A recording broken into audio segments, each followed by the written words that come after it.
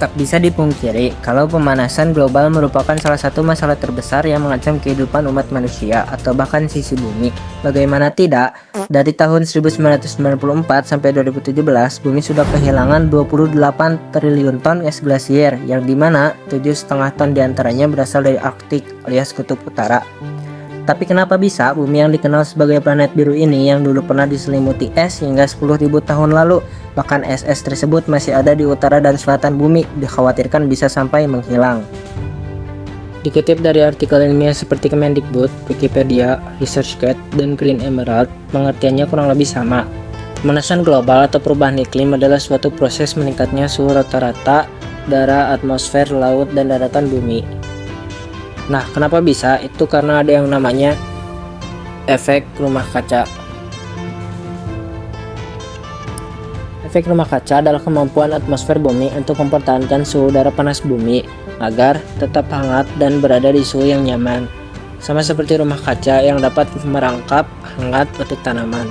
Singkatnya, gas-gas penyebab rumah kaca dikeluarkan menuju atmosfer dan akan membentuk sekumpulan gas di atmosfer bumi.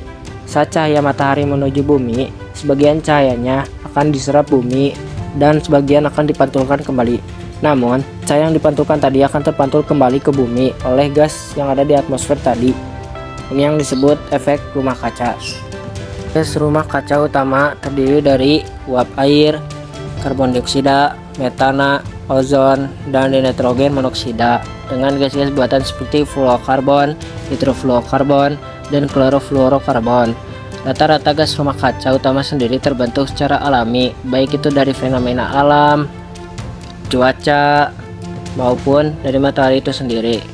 Namun, sejak dimulainya revolusi industri, muncul gas-gas baru dan meningkatnya gas utama tadi yang menyebabkan gas rumah kaca semakin tebal sehingga membuat efek rumah kaca terjadi secara berlebihan, mengakibatkan beberapa penyebab pemanasan global adalah karena pembakaran bahan bakar fosil yang melepaskan gas rumah kaca seperti karbon dioksida ke atmosfer, deforestasi, penurunan hutan, dan aktivitas industri. Dan jangan sampai lupa, sampah yang tidak terkelola dengan baik juga dapat menghasilkan gas rumah kaca saat terurai seperti metana dan karbon dioksida yang membuat tercemarnya air karena sampah dan juga merupakan penyebab utama pemanasan global.